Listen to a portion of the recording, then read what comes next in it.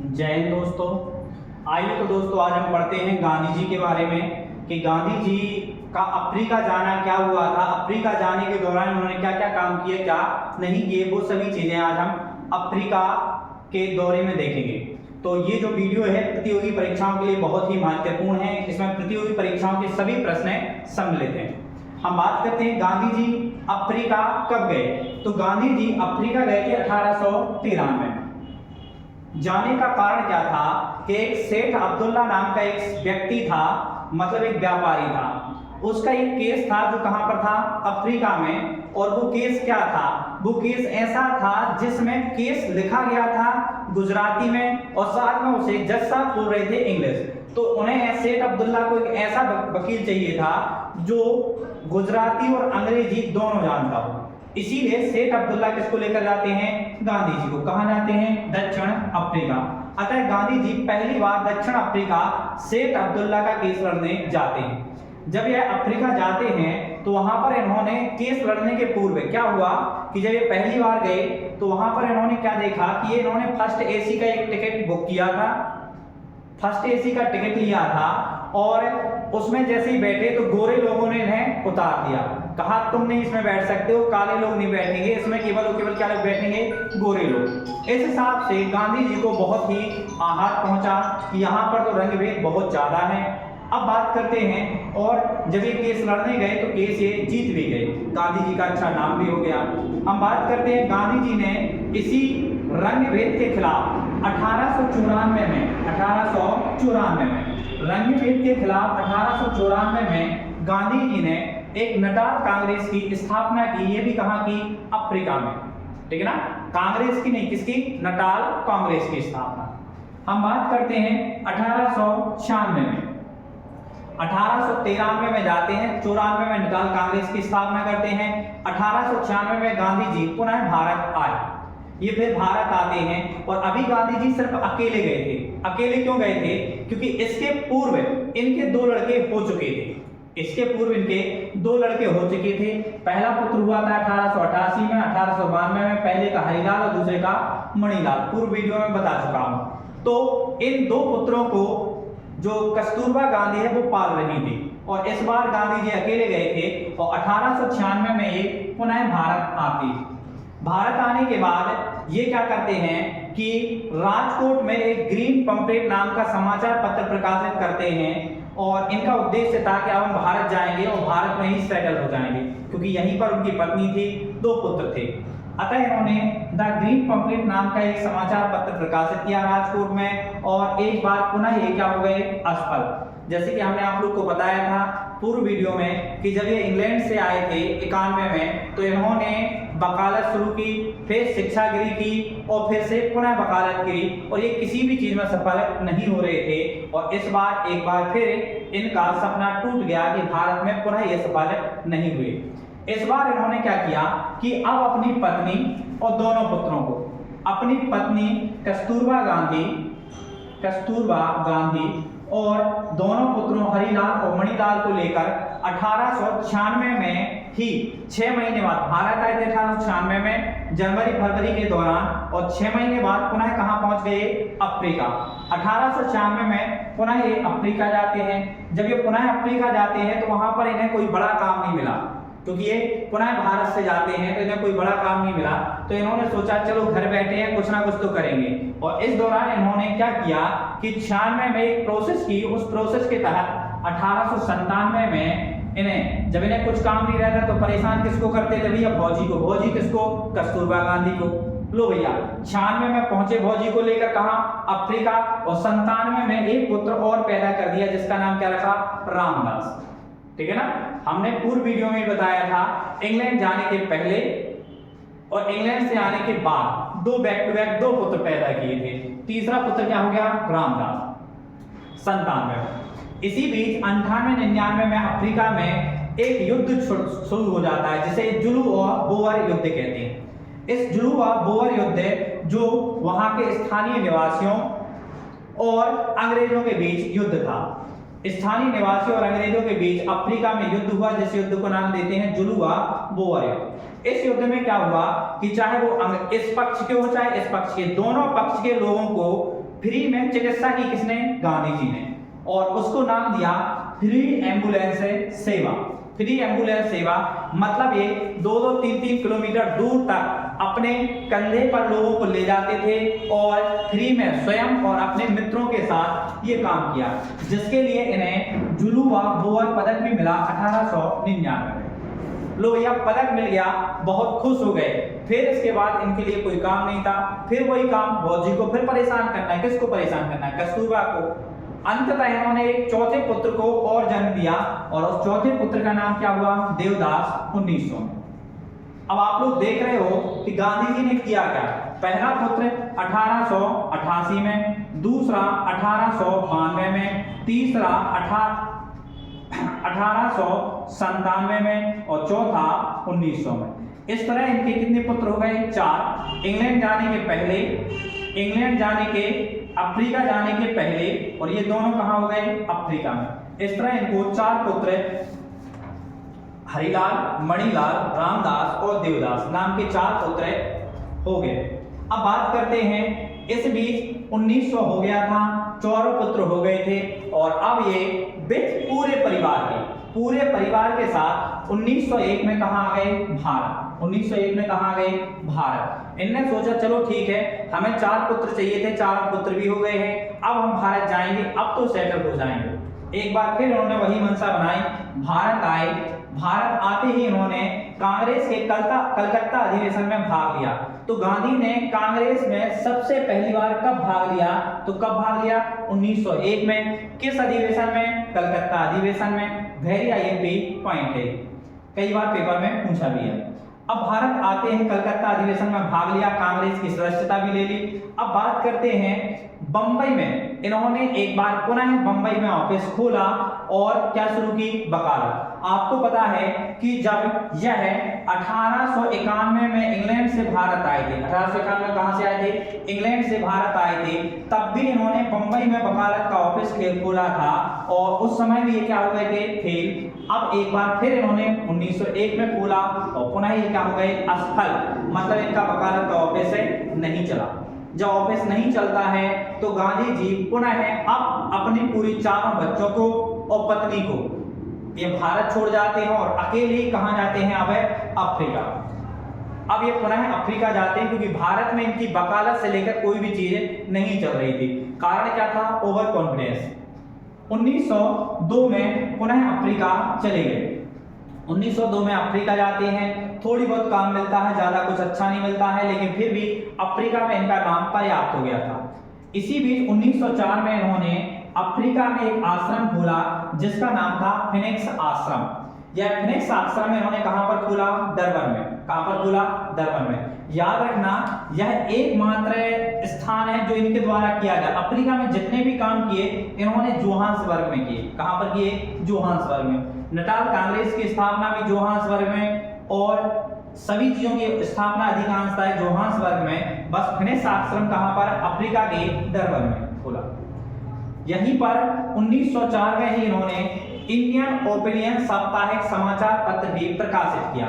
Indian opinion समाचार पत्र प्रकाशित किया और ये जो समाचार पत्र इन्होंने प्रकाशित किया तो इससे इनको थोड़ा सा अच्छा सा सिस्टम चलने लगा, क्योंकि अफ्रीका में इनको बराबर लोग मानते थे और इनकी अच्छी, क्योंकि अफ्रीका में जाने के बाद एक हीरो की तरह उभर के आए थे।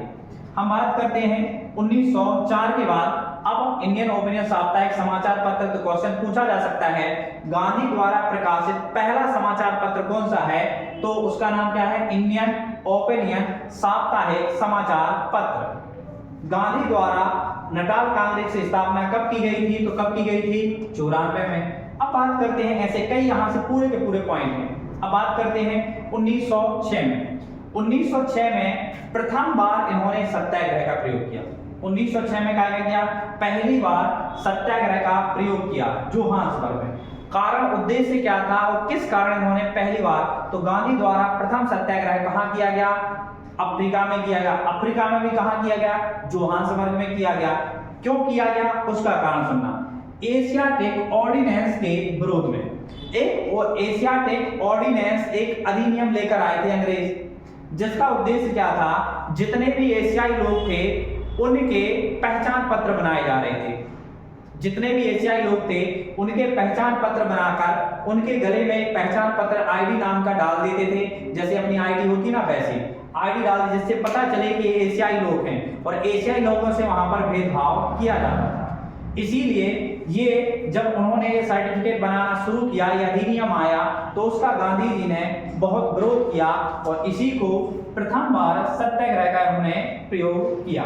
ठीक है ना, वेरी आईएमपी है कि पहली बार सत्याग्रह कब किया, 1906 में जोहान्सबर्ग अफ्रीका में। अब बात करते हैं आगे चलते हैं। तो 1906 में ही इन्होंने विरोध किया, लोग पुलिस अंग्रेज लोग इनसे गुस्सा बहुत थे, लेकिन इसी बीच 1906 में एक बार पुनः जुलू व बोअर युद्ध प्रारंभ हो गया।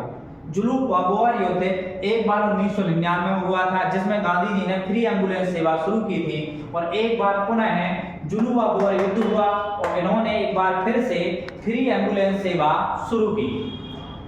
इस सेवा के शुरू करने से गांधी जी का अंग्रेजों को जो लग रहा था कि गांधी नाम का ये लौंडा बहुत ही बेकार है, थोड़ा सा फिर से उनको गांधी पर विश्वास जागृत हुआ। अब बात करते हैं 1907 की। 1907 में ब्लैक एक्ट आया।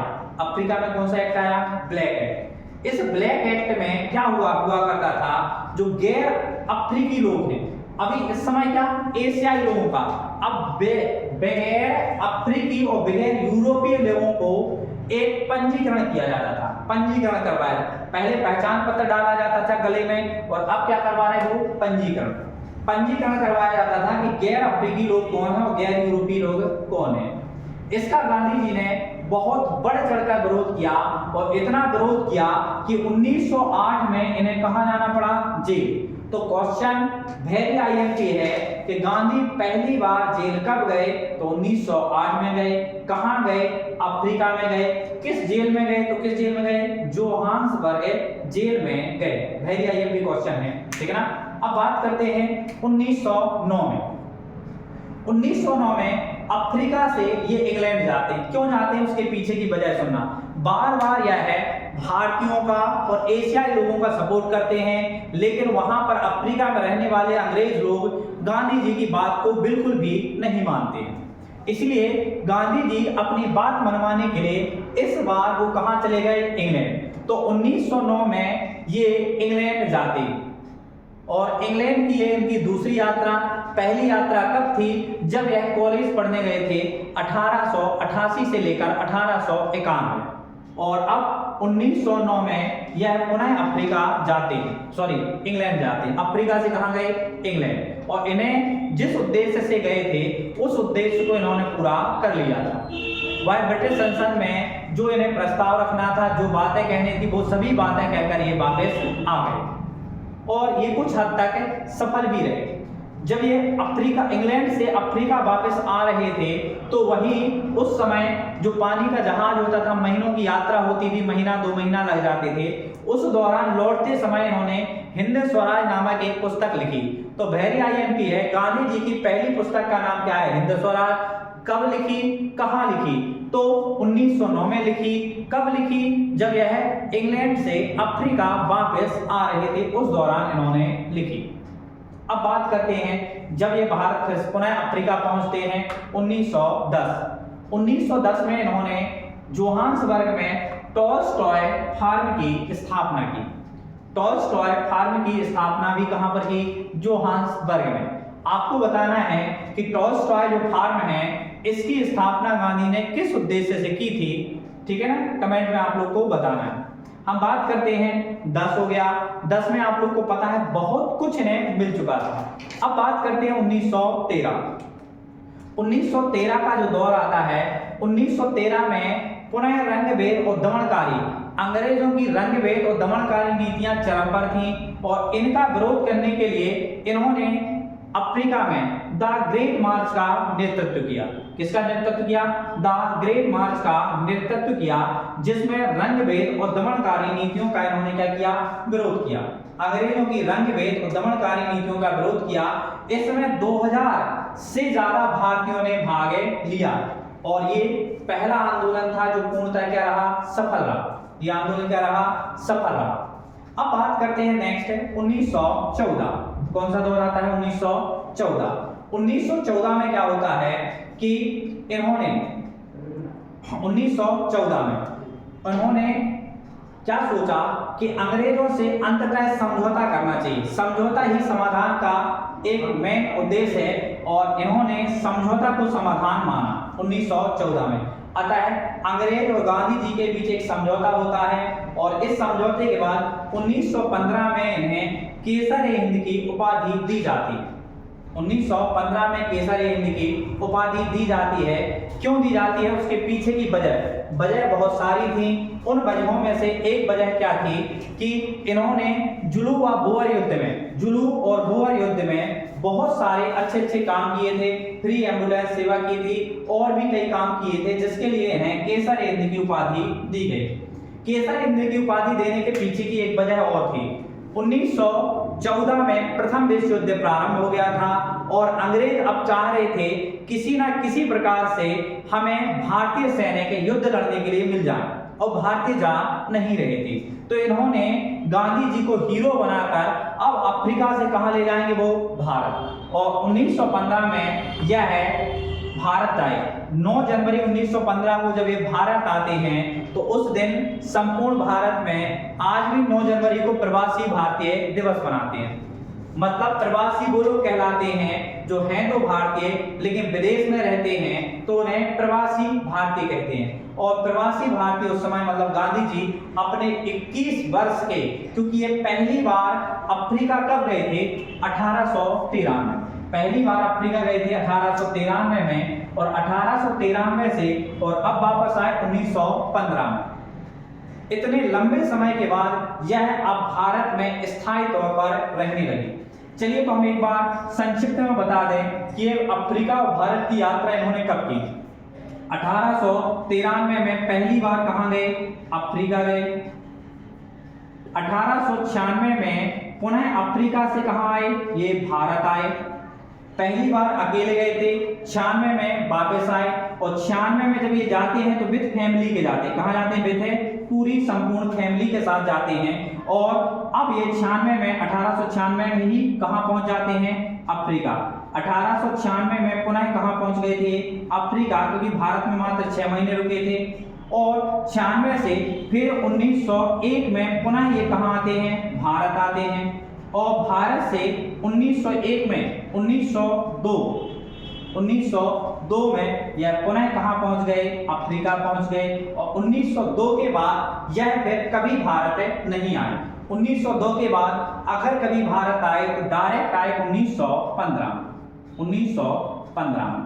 तो याद रखना इस दौरान 1 2 3 मतलब भारत और अफ्रीका के बीच यह 3 बार अफ्रीका गए। पहली बार 93 में, दूसरी बार 96 में और तीसरी बार 1902 में। लेकिन भारत ये कभी भी पूरी साल नहीं हुए। 96 में आए थे, 96 ही वापस चले गए। 1901 में आए थे, 1902 में चले गए और फिर 1902 के बाद सीधे कब आए? 1915 में। तो ये तो था गांधी जी का भारत आने तक का सफर। भारत आने के बाद अब ये भारत में क्या करेंगे, कैसे क्रांतिकारी गतिविधियों में शामिल होंगे, आखिर भारतीय स्वतंत्रता संग्राम या मॉडर्न हिस्ट्री में गांधी जी का क्या योगदान होगा, इसको हम नेक्स्ट वीडियो में देखेंगे। मिलते हैं दोस्तों नेक्स्ट वीडियो में, तब तक के लिए जय हिंद, जय भारत।